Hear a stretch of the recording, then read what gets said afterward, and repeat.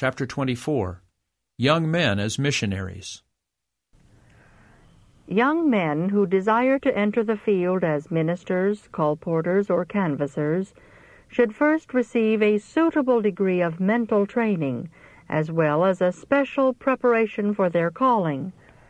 Those who are uneducated, untrained, and unrefined are not prepared to enter a field in which the powerful influences of talent and education combat the truths of God's Word.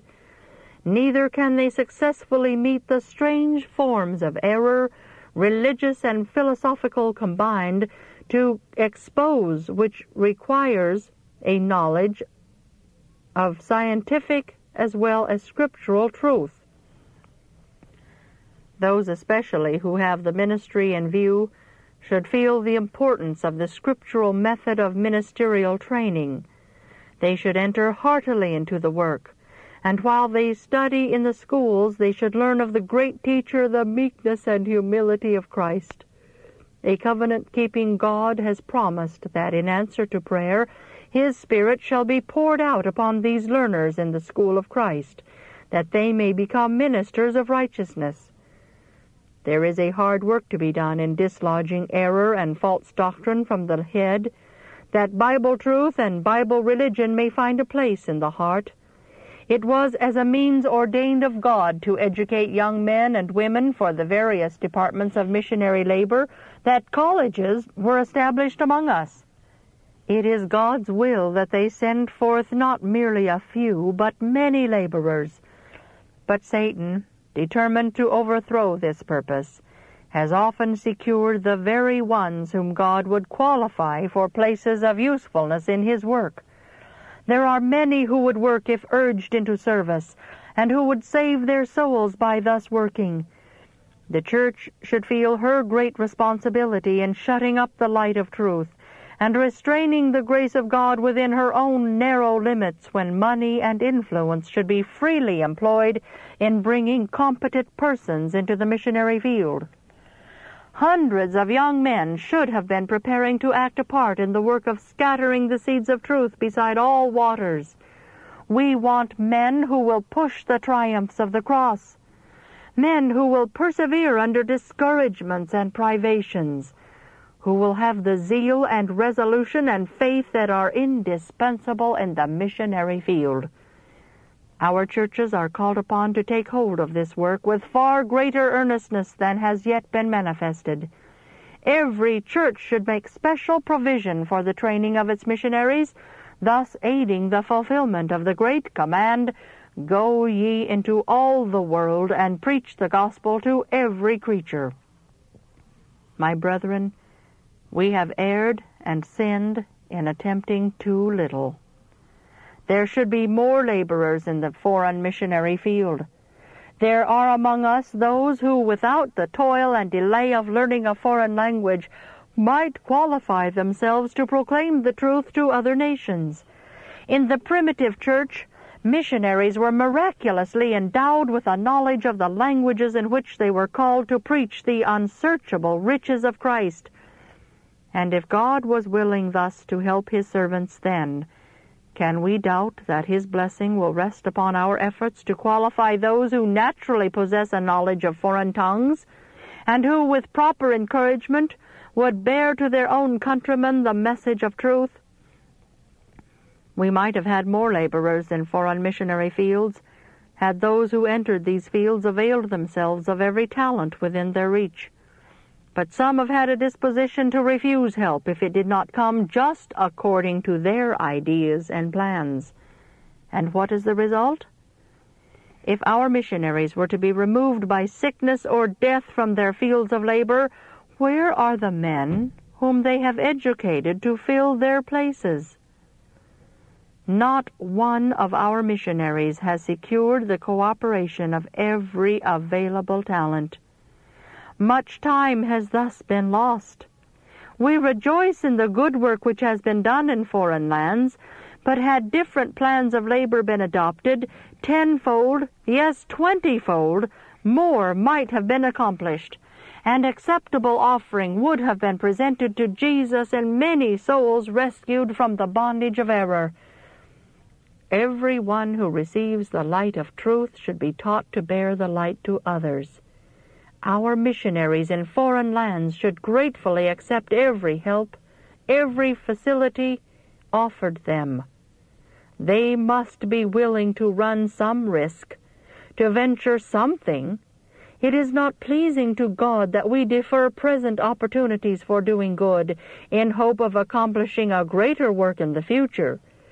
Each should follow the leadings of providence, not consulting self-interest, and not trusting wholly to his own judgment. Some may be so constituted as to see failure where God intends success. They may see only giants and walled cities where others with clearer vision see also God and angels ready to give victory to his truth. It may in some cases be necessary that young men learn foreign languages. This they can do with most success by associating with the people, at the same time devoting a portion of each day to studying the language. This should be done, however, only as a necessary step preparatory to educating such as are found in the missionary field themselves, and who with proper training can become workers. It is essential that those be urged into the service who can speak in their mother tongue to the people of different nations. It is a great undertaking for a man of middle age to learn a foreign language, and with all his efforts it will be next to impossible for him to speak it so readily and correctly as to render him an efficient laborer. We cannot afford to deprive our home missions of the influence of middle-aged and aged ministers, to send them into distant fields, to engage in a work for which they are not qualified, and to which no amount of training will enable them to adapt themselves. The men thus sent out leave vacancies which inexperienced laborers cannot supply. But the Church may inquire whether young men can be trusted with the grave responsibilities involved in establishing and superintending a foreign mission. I answer, God designed that they should be so trained in our colleges and by association in labor with men of experience that they would be prepared for departments of usefulness in this cause. We must manifest confidence in our young men. They should be pioneers in every enterprise involving toil and sacrifice, while the overtaxed servants of Christ should be cherished as counselors, to encourage and bless those who strike the heaviest blows for God. Providence thrust these experienced fathers into trying, responsible positions at an early age, when neither physical nor intellectual powers were fully developed. The magnitude of the trust committed to them aroused their energies, and their active labor in the work aided both mental and physical development. Young men are wanted. God calls them to missionary fields. Being comparatively free from care and responsibilities, they are more favorably situated to engage in the work than are those who must provide for the training and support of a large family. Furthermore, young men can more readily adapt themselves to new climates and new society, and can better endure inconveniences and hardships. By tact and perseverance, they can reach the people where they are. Strength comes by exercise. All who put to use the ability which God has given them will have increased ability to devote to His service. Those who do nothing in the cause of God will fail to grow in grace and in the knowledge of the truth. A man who would lie down and refuse to exercise his limbs would soon lose all power to use them. Thus, the Christian who will not exercise his God-given powers not only fails to grow up into Christ, but he loses the strength which he already has. He becomes a spiritual paralytic. It is those who, with a love for God and their fellow men, are striving to help others that become established, strengthened, settled in the truth. The true Christian works for God, not from impulse, but from principle. not for a day or a month, but during the entire period of life. How is our light to shine forth to the world unless it be by our consistent Christian life? How is the world to know that we belong to Christ if we do nothing for him? Said our Savior, "Ye shall know them by their fruits." And again, "He that is not with me is against me." There is no neutral ground between those who work to the utmost of their ability for Christ and those who work for the adversary of souls. Everyone who stands as an idler in the vineyard of the Lord is not merely doing nothing for himself, but he is a hindrance to those who are trying to work. Satan finds employment for all who are not earnestly striving to secure their own salvation and the salvation of others. The Church of Christ may be fitly compared to an army. The life of every soldier is one of toil, hardship, and danger. On every hand are vigilant foes, led on by the prince of the powers of darkness, who never slumbers and never deserts his post. Whenever a Christian is off his guard, this powerful adversary makes a sudden and violent attack. Unless the members of the church are active and vigilant, they will be overcome by his devices. What if half the soldiers in an army were idling or asleep when ordered to be on duty? The result would be defeat, captivity, or death. Should any escape from the hands of the enemy, would they be thought worthy of a reward? No. They would speedily receive the sentence of death. And is the Church of Christ careless or unfaithful? Far more important consequences are involved. A sleeping army of Christian soldiers. What could be more terrible? What advance could be made against the world who are under the control of the Prince of Darkness?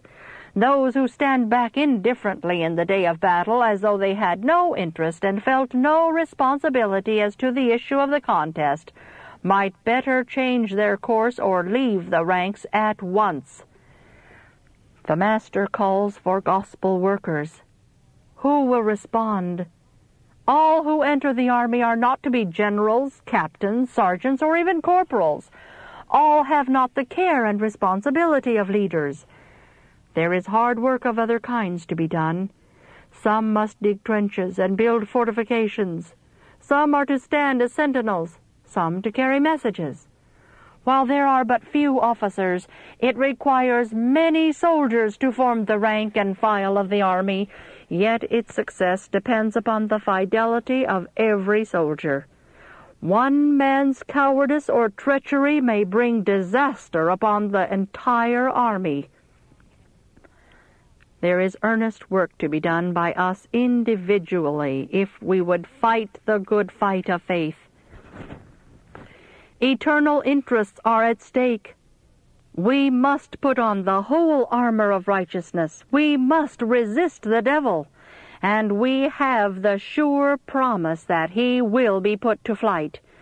The church is to conduct an aggressive warfare, to make conquests for Christ, to rescue souls from the power of the enemy. God and holy angels are engaged in this warfare. Let us please him who has called us to be soldiers. All can do something in the work. None will be pronounced guiltless before God unless they have worked earnestly and unselfishly for the salvation of souls. The church should teach the youth, both by precept and example, to be workers for Christ. There are many who complain of their doubts, who lament that they have no assurance of their connection with God. This is often attributable to the fact that they are doing nothing in God's cause. Let them seek earnestly to help and bless others, and their doubts and despondency will disappear. Many who profess to be followers of Christ speak and act as though their names were a great honor to the cause of God, while they bear no burdens and win no souls to the truth. Such persons live as though God had no claims upon them. If they continue in this course, they will find at last that they have no claims upon God. He who has appointed to every man his work according to his ability will never let the faithful performance of duty go unrewarded. Every act of loyalty and faith will be crowned with special tokens of God's favor and approbation. To every worker is given the promise, "He that goeth forth and weepeth, bearing precious seed, shall doubtless come again with rejoicing, bringing his sheaves with him."